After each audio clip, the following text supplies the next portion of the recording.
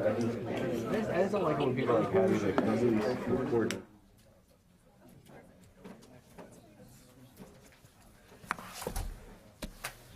Good afternoon, everybody. Been a long week. I don't have an opening statement for it. I'll spare you that, and we'll just go right to questions. Bob? Admiral, I'd like to ask you about some of the comments that General Scaparrotti made this afternoon or this morning. Smiling.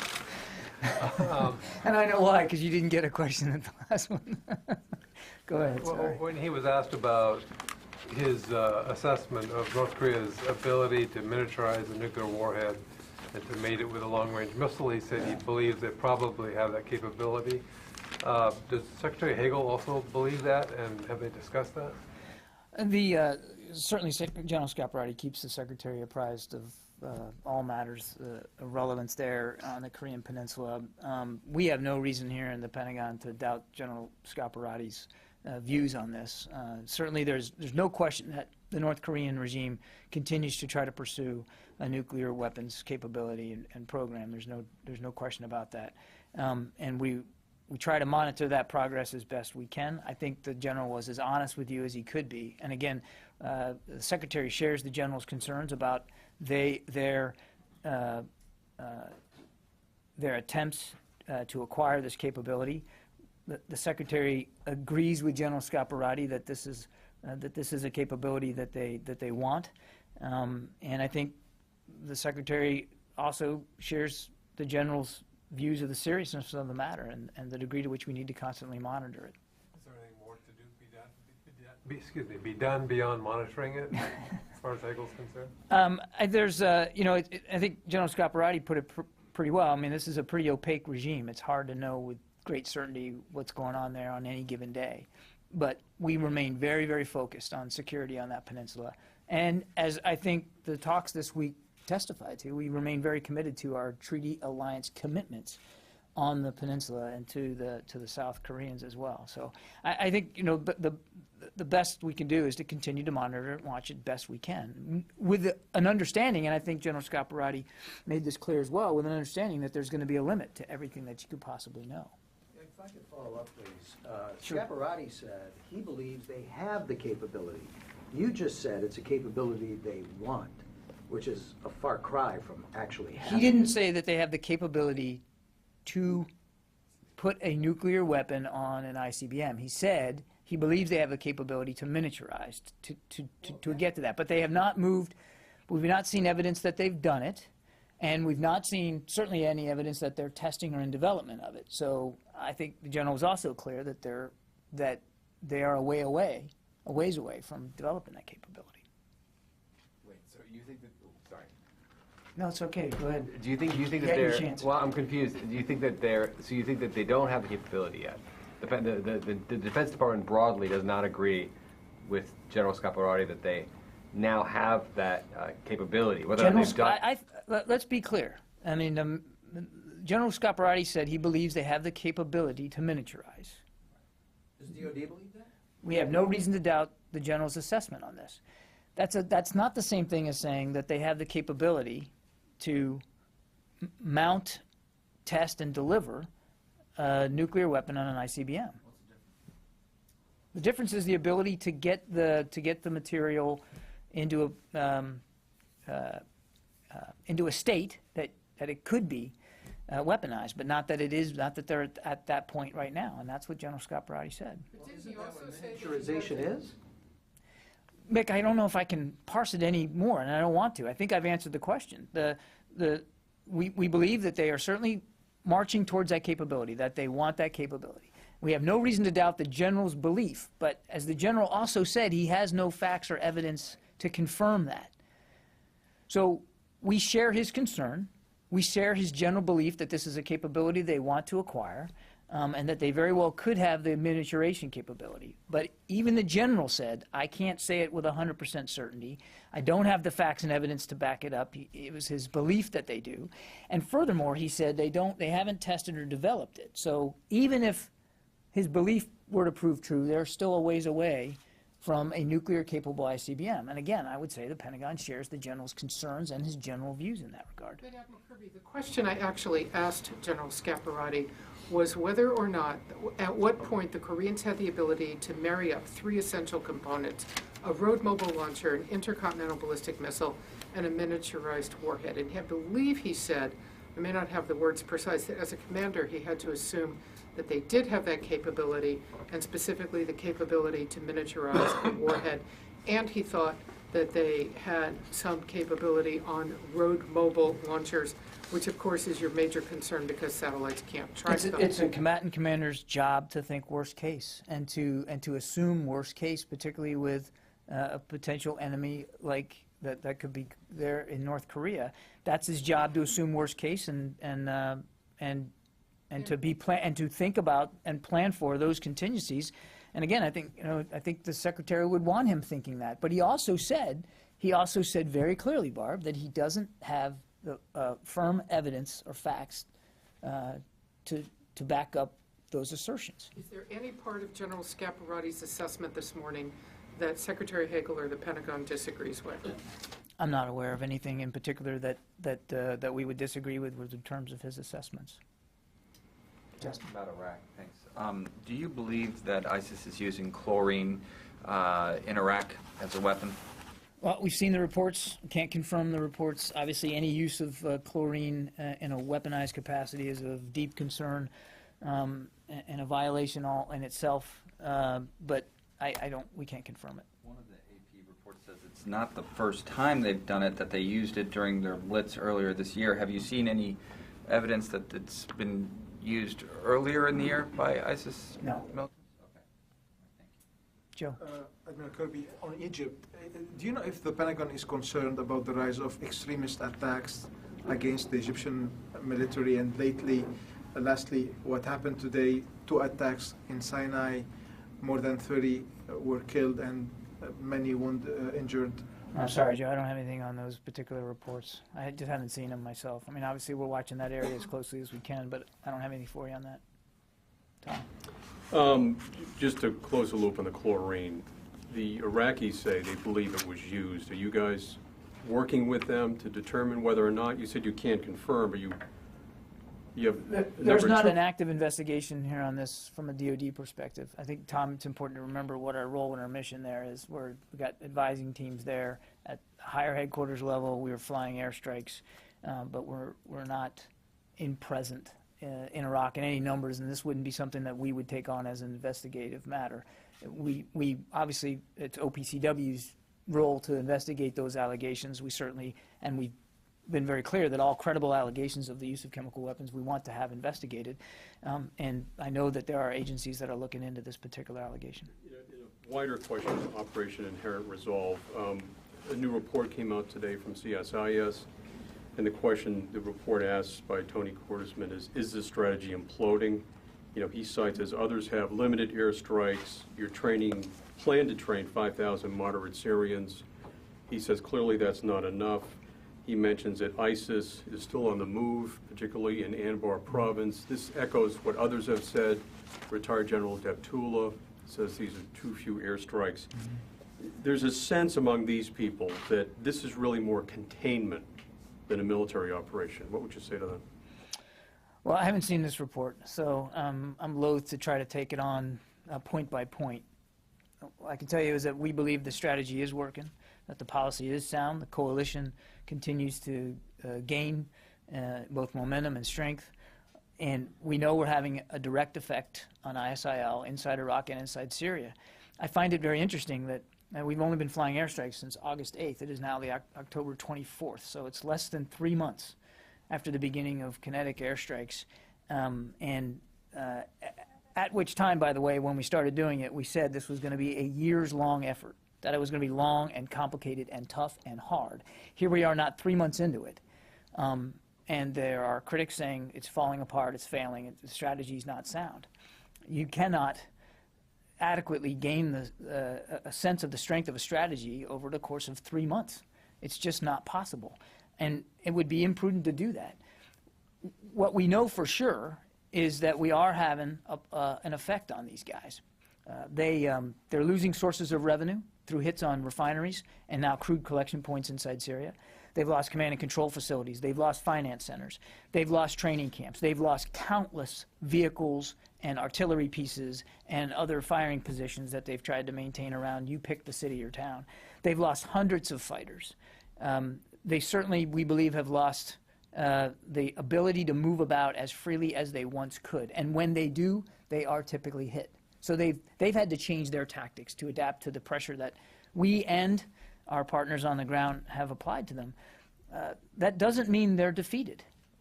Secretary Hagel has said that. Austin has said that. The chairman has said that. They are still going to try to attempt to gain ground. And we need to all be prepared for the fact that there will be times when they're successful at doing that. But that doesn't mean that they've won either. You've been covering these wars a long time, Tom. You know that it's a seesaw. It goes back and forth, and every day is different. We believe that the strategy is sound. We also believe that it is showing effect. And thirdly, we believe, and we've said it before, that it's really important for people to have a sense of patience here as we work it through.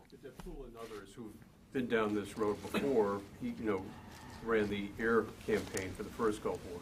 He says there are a lot more targets you can hit. He calls this a drizzle rather than a thunderstorm. I mean, he's done this before. And he and others say there are more targets you guys could hit, many more airstrikes. We are hitting the targets that we believe need to be hit when they need to be hit. I won't get in. I would lose an argument with a general like him on the uses of air power. I understand that.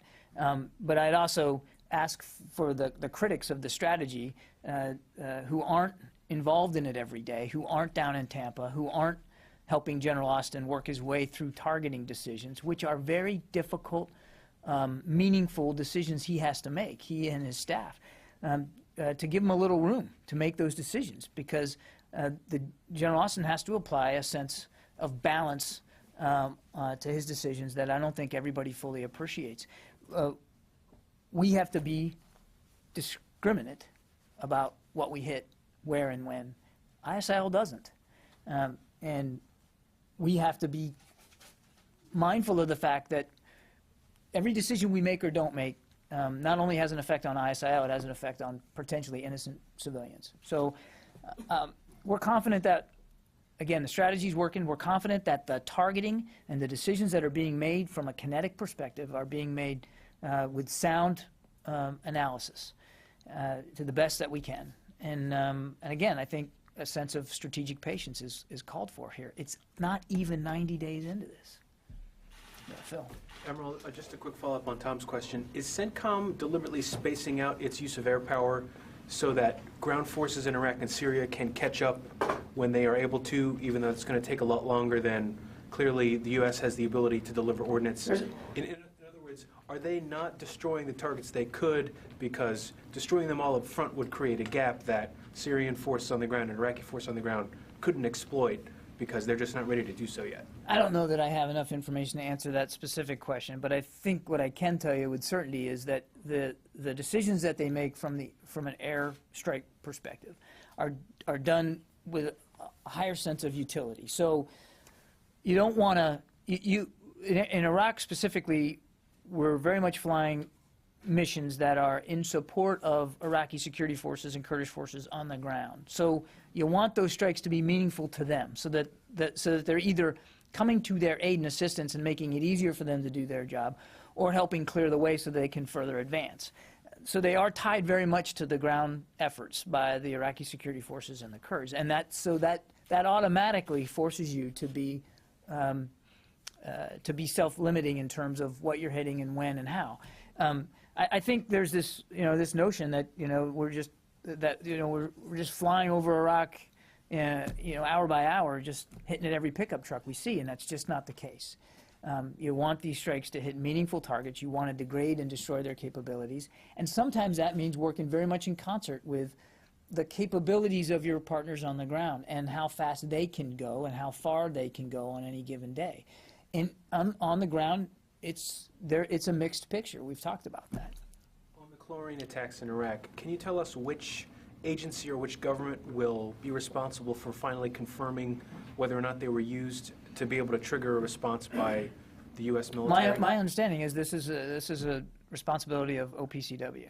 So they'll, if and when they get to that point, will you respond accordingly? Will you specifically target the areas where you believe these weapons are being stored or used? I mean, does it become a priority for CENTCOM planners once you've finally checked all the boxes and you confirm these weapons are in use over there? Well, you know, I'm not going to get into a hypothetical about potential future operations. I just won't do that. Obviously, the use of any kind of chemical agent in a weaponized capacity is a violation. It's an abomination. And obviously, we're going to do all that we can to try to limit ISIL's ability to visit violence on the people of Iraq and in Syria. But I won't get into speculating about exactly what future targets may or may not be. Can I just follow up on that very briefly? Does this use of chlorine, if proven, not hypothetical, but if proven, does that change anything for U.S. troops in Iraq? Does that, for either your advisors or the people you have at the airport that you speak about, anything? Does it change anything on the ground for protection or the deployment of the U.S. troops that are there? I would just tell you, Barb, that we always take force protection for troops very, very seriously. It's always a top priority. We don't ever discuss the specifics of that. We're always mindful, we try to be as mindful as we can about the threats that they face on the ground, whether it's in Iraq or whether it's in Liberia right now with the threat of Ebola. We take their personal protection very, very seriously, and we'll do what we have to do to make sure that they are as safe and secure as possible. Tony? Yesterday, you issued a statement of a conversation between Secretary Hagel and his Iraqi counterpart about the way forward for helping equip and train Iraqi forces for future offenses against ISIL. What types of equipment do Iraqi conventional forces need before they can do sustained combined arms operations? Do they need these tank rounds that are in play with Congress? Do they need Apaches? Do they need more Hellfires? What kind of equipment do they need before they can actually start launching? Or do they really have what they need physically, but they need to be better trained in planning and logistics? It's a great question, Tony, and the answer's fairly mixed. They clearly, for them to mount a counteroffensive, they have to have resources, people, equipment, arms, ammunition. There's no question about that. And we have a very robust defense trade relationship with Iraq. You know that. I mean, Hellfire missiles, another couple of 200 to 300 are going to get there in November of an additional 800 total that we're sending there. There is, as you know, there's a potential sale here for Apache helicopters. The F-16s were on the way, and now they had to be obviously waylaid because of the security situation there. So yeah, there's a hardware component to this, but there's also a competence component to this, and that's why we have advisors at various headquarters outfits to try to help them get a better sense of intelligence, what's going on the ground, and help them organize themselves to retake territory. The third component of this, frankly, is the enemy, and the enemy gets a vote in this kind of struggle. And just take a look at what's going on around Beiji. The Iraqi security forces that are advancing on Beiji have been slowed significantly in the last few days, some because of weather, but by and large more because of this defense in depth that ISIL has put around Beiji in terms of IEDs. They've cleared, you know, upwards of 50 or more IEDs just trying to get to the town, so it's slowed them down. So there's a competence thing, an organizational piece of it. There is a hardware piece of it, and frankly, there is, you know, the reality of a very fluid situation on the ground. So I can't give you an easy answer to this. There's many needs that have to be met for them to mount an adequate counteroffensive. We believe that we're working with them to help meet some of those needs from a hardware perspective and from a competence perspective, and the intelligence as well to help them deal with the threat that ISIL poses. And it's just going to take some time. And while I know, you know, I know what was briefed down in Tampa yesterday is that they're not ready for a major counteroffensive right now. And we would agree with that here in the Pentagon. That said, they are attempting to take back territory as we speak, and they are going on the offense against ISIL in pockets of areas, both in Anbar and to the north. So, again, it's a mixed picture, but they are on the move.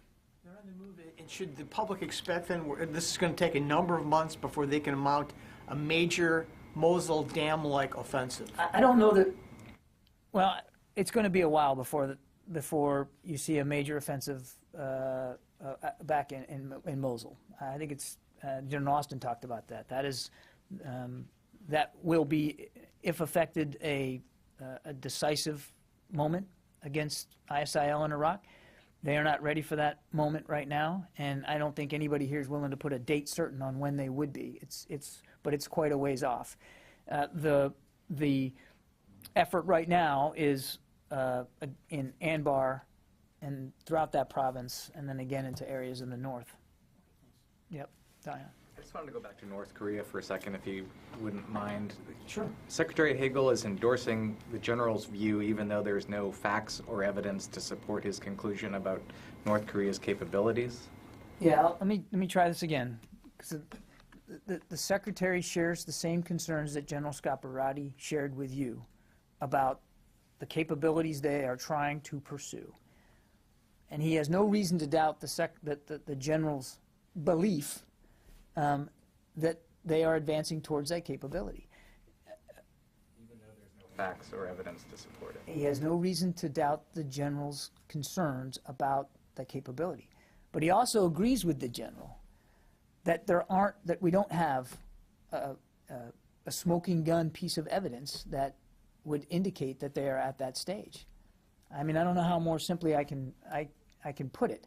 The General was very honest about a concern that he has with you. It's a concern that he has shared with the Secretary and leadership here in the Pentagon, and I think the leadership here shares his general concerns about that. If I could follow, please. You said that Hagel has no doubt of the General's belief. Does Hagel believe that they now have the capability to miniaturize and launch a nuclear missile at the U.S.? I think I've answered that question. Well, you have. Yeah. You're parsing words here. He has no doubt that Scaparrotti believes it, but it sounds as if he doesn't believe it, the Secretary. The Secretary shares the same concerns that General Scaparrotti has about the capabilities that the North Korean regime are trying to pursue in the nuclear arena. Yes. Questions quickly. One, are you, as far as this department is concerned, are you asking India or Pakistan or any other nation in South Asia to join this fight as far as against ISIL? Because they have also now threatened India, among other countries, that their next mission will be India. I would leave questions of the coalition building process to General Allen and the State Department. That's not a role here for the Defense Department. We obviously continue to want to build the coalition out. We encourage other nations who are likewise threatened by this group to join in the effort, and with the very real understanding that not everybody who's a member has to join it from a military perspective. There's lots of ways to contribute to this effort against ISIL. And again, I would point you to General Allen and his good work in terms of building the coalition for answer to that. Second, if anybody monitoring any situation as far as the borders on between India and Pakistan, because a lot of things are going on there, and also shopping list, and since Pakistan's defense minister was here and he had a big list also as far as defense, and same thing India now. What I'm asking you is, anybody in touch, and if what's going on between U.S. and India as far as military-to-military relations, or with Pakistan? We had enjoyed a great visit to India, as you know, recently, and met with Prime Minister Modi when he was here. Secretary Hagel did. Terrific discussion. Mr. Kendall is taking the lead for the Defense Trade and Technology Initiative here in the Pentagon. Talks are resuming and going well. I don't have anything to announce on it today, but clearly we want to have a very strong defense trade relationship with India. India is an important partner in the region. And obviously the relations between India and Pakistan are for India and Pakistan to speak to, not the United States. We obviously want both countries to resolve whatever differences they have through peaceful diplomatic means, and to contribute in their own ways, because they're both strong nations, in their own ways to security in Central and South Asia. So can you just quickly say about Pakistan Defense Minister's visit, if he had mentioned about this border dispute with India, or any defense list that he might have, or? I don't have anything to announce for that today. Sorry. Carla. Thank you. Admiral, two questions about ISIS. The first one being on the chemical weapons. Without saying that we can confirm the reports, is the U.S. military aware, because there's been speculation that some chemical stockpiles came from Saddam's regime or from Syria, is the U.S. military aware that ISIS does have chemical weapons? And I have a follow-up. We don't have, again, we've seen these reports, we don't have any indication that they're true in terms of usage and in terms of possession. And that is not something that we would be investigating. It's for the OPCW to do that. But obviously we take it very, very seriously. And to Barb's question, you know, should these allegations prove true, obviously that has that deepens the concern on our part for the safety of our troops, of course. But I don't have anything firm to indicate. I don't have any indications here as we speak today that those reports are accurate. They are definitely concerning to the Secretary. There's no question about that. But I can't confirm their accuracy here today. And my last question is about south of Baghdad. There's been reports that about 100 ISIS fighters surrendered to the Iraqi military. Are we doing anything south of Baghdad? Are we helping? How are we coordinating with ISF forces? I haven't seen reports that there was a surrender. Again, important to remind you that we don't have U.S. troops on the ground in a combat role in Iraq.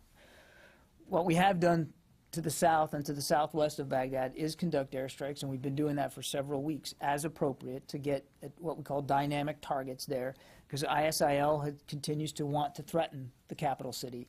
And one of the avenues through which they've tried to do that is the south. So we've been focused on that for many weeks now, and you've seen, if you go back and look at Central Command's press releases, you'll see that we continue to take strikes there. So we have been doing dynamic targeting there to relieve the pressure on the Iraqi security forces south of the city, but that's the extent of it. And that plus, you know, we've got 7 advising teams in and around Baghdad at various headquarters levels. I don't know if any of those headquarters levels are in the headquarters are in charge of troops in the south, but we do have advising teams there in and around Baghdad. Yeah, go Paul. So you said, back a question on ISIS. So you said the enemy gets a vote. So 90 days into this fight, is there any attempt to sort of look at what are the lessons learned and do any kind of course correction from the point where the United States started bombing ISIS forces on the ground? I think tactically, Gopal, we do that every day. And that's part of our DNA in the military, is to take a look at how well we're doing on any given day and what we can do better. I can assure you that CENTCOM planners and the operational folks out there at the CAOC are doing this every single day, looking at what we're hitting, what we're not hitting, whether those are, you know, we need to adjust going forward. That's happening every day. If you're asking me strategically, are we somehow taking a look at course corrections in the strategy? No. And the Secretary said this yesterday when he got asked right up here, that the strategy is sound and it's working, and there's no plans to deviate it from right now. I would remind you, again, 90 days in, of what we believe from a military perspective will be a years-long effort. So I think a little bit of patience is required here. And I also think it's important to remember that while, yes, ISIL still holds ground, and while they still pose a significant threat, none of which should come as a surprise to anybody, we have had positive effects on their ability to move around, to communicate, to operate, to finance themselves, to sustain themselves, to train recruits, and to move forward. And I also think there's a real shelf life on their physical sustainability. Because, as I said before, it's not like they've got teams of auto mechanics and weapons experts that are back there helping them fix the stuff that's getting blown up. So when it's gone for them. They're not like a traditional army that has ability to sustain itself logistically over a long period of time. There's going to be a shelf life on it. No, I don't, and I think it would be imprudent to try to offer an exact time assessment on that. But we know that every time we hit them successfully, we're eating away at their capability over a longer period of time, not just that day, but over a longer period of time, because they don't have the same ability that a traditional army does to resupply themselves and to sustain themselves over a long haul. So there's going to be an effect here, a strategic effect, but it's going to take time, I think, to see it. Yeah, David. Yesterday, those briefers at CENTCOM seemed increasingly confident that Kobani was going to hold. They didn't predict it, but they just seemed more confident. Is there any sign yet that ISIS has given up its attempt to take that city? No. Drawing in any way? They have withdrawn from some areas of Kobani, and we still assess today that the Kurdish militia maintain possession of the vast majority of the town. That does not mean that the threat has been removed, that we still continue to see them want to advance into Kobani, and we certainly believe they have every intent of wanting to take that town still. So nobody's doing a touchdown dance right now. Joe, on the same topic, a few days ago I did ask you about the Sinjar mountain. Could you give us an update? What's the situation there? And could you confirm if ISIS really retook 3 villages in that mountain? I can't confirm about 3 villages, but what I can say, since the last time we've talked, we have continued to watch the situation at Mount Sinjar, and I told you we would, and we have. And what I can tell you in this setting is that we do see ISIL threatening some settlements around Mount Sinjar. And we're watching that very, very closely, but that's about as far as I can go right now. What kind of settlements? Towns, villages, population centers. We believe that they do pose a threat to some of them around Mount Sinjar, and we're watching it. But we can say that they are surrounding the... I didn't go that far, Joe. No, I wouldn't say that we think they're surrounding the mountain. But since the last time we talked, we have watched it, we've been monitoring it. We do believe that they pose a potential threat to some settlements around Mount Sinjar, and we're watching that closely. Jim? At this point, do you have a clearer picture of the timeline for when the, not only vetting, but also recruitment of the moderate Syrian forces will take place? We have an interagency task force that's been stood up to work with the Saudis and other coalition members that are willing to participate in the train and equip program. That's been stood up in just the last week or so. That said, Central Command has had planners over there working with the Saudis for weeks now, but we've now stood up this task force. There's still a lot of work to be done. It's still the long pole in the tent. It's still going to take some time, but we are trying to put together a regimen now to begin to recruit and vet the appropriate members of the opposition to come in and get this training done. And we welcome the decision by the Turks to want to be willing to host some of this as well in Turkey. The more facilities you have, the more throughput you can achieve, the faster you can get trained opposition members, back into Syria and into the fight. And are you confident that you can identify enough to, get 5,000 a year through the pipeline? That's certainly the hope, Jim. I don't know that I'd be willing to say today, as this process is just now beginning, that we know we can do that. That's certainly the hope and the expectation, and we'll keep you guys updated as soon as we have more information. But right now, we don't even have opposition members recruited and vetted to even begin yet. So we're still a ways away. I think General Dempsey said it was going to take 3 to 5 months, to get through just the recruiting and vetting process, much less begin training. So it's going to take a while. Can you tell us who's on the task force in terms of the agencies you talked about and who's running it? I'll have to get that back to you, Phil. I don't have that level of detail today. Is a person running it? Is there a military officer or a... Let me get back to you. Let me take it for the record, Phil, and I'll get back to you with more detail on that. Richard? Admiral, any thought to sending the new medical response team to New York? There's been no plans, no discussion about sending the 30-person team that the Secretary ordered stood up to send them to New York at this point.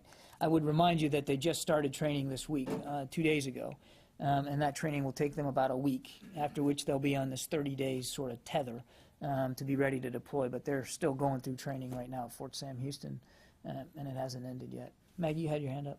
Yeah.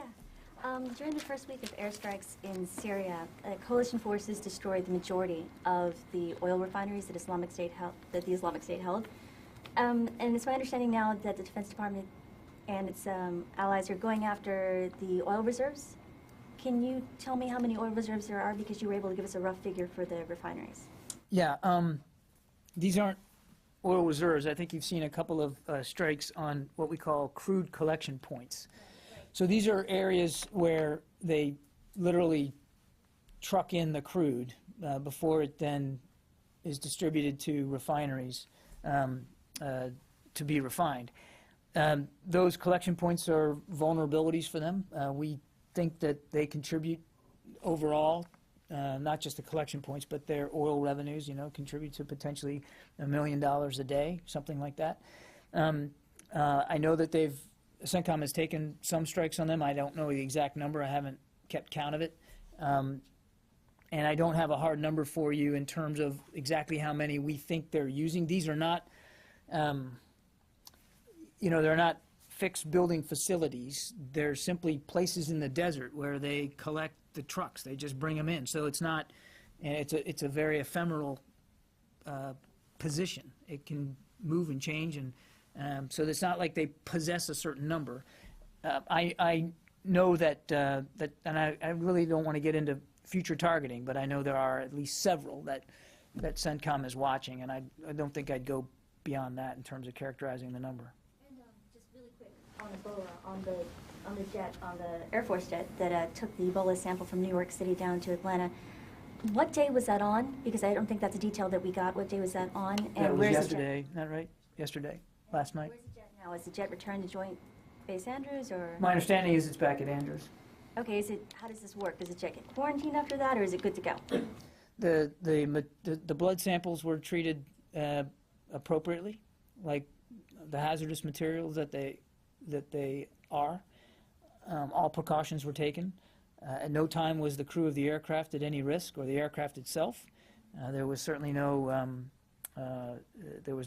issue with the actual transportation of the samples. No indication at all that anything leaked or was not appropriately contained within the packaging, the appropriate packaging. So there's no need to quarantine the aircraft. We'll get time for just a couple more. Chris? No. You mentioned that. I'll come at you, Justin. You mentioned that around Mount Sinjar, you're watching ISIL. Are you not striking them because you can't develop viable targets at this point, or is it the decision made that it's better to wait until they do something? Chris, I'm not going to talk about future operations and what we may or may not do. I answered it about as completely as I can. We're watching the activity. We're aware of their interest and the threat that they pose up in that area. We're watching them as much as we can, wherever we can. But I won't talk about strikes that haven't been planned or haven't happened yet. You'll know it when they happen because we'll put a press release out about it and we'll let you know. But we're watching them very, very closely. Last question, Justin. So hopefully it's not a throwaway, but yesterday the CENTCOM, I'm going to do my best here. Yesterday the CENTCOM briefer says one of the things ISIS does best, one of their most effective tools, is their information campaign. That in fact they have the ability to replenish losses quickly through this information campaign. They're reaching a lot of people. Can you, and of course the Pentagon over the past few years has talked a big game about its cyber command. So can you assure us that Cyber Command at least has some role in this war? Well, the talk a big game comment. Yeah, but never talk about what they're doing. There's no question that they have a propaganda capability, and you've seen that. You've seen it yourselves, just like we have. There's a lot that goes into countering propaganda that doesn't necessarily always use cyber tools. What I can tell you is, without getting into specifics about this particular realm of warfare, the Department of Defense is very much involved and engaged in an interagency effort to counter their ability to message through propaganda the way they have been. That's a multifaceted approach. Some of it does involve the use of cyber technology, and some of it doesn't. But we're all mindful of this capability that they have, and I'm trying to defeat it. And I said this from the very beginning to a question that Tony asked me weeks ago about their center of gravity, and I said the center of gravity, from a military perspective, in our view, was their ideology. And I know that's a quizzical thing to say, but it is actually true. That is their source of strength, is this warped, barbaric ideology that is attractive to these young men without, well, for whatever reason they join, for whatever fanaticism that draws them to it. But, and so we're taking that to heart. And while we all get fixated on the airstrikes and this many targets and this many fighters killed, I can promise you that nobody's lost sight of the larger, longer issue here, which is getting at that ideology. And what you're talking about is very much a part of that. So yes, we are engaged. So it sounds like you're saying there's counter ideology, counter messaging, and also some kinetic component to what cyber is doing? I think I'm just going to leave the answer the way I left it. Thanks, everybody. Have a great weekend.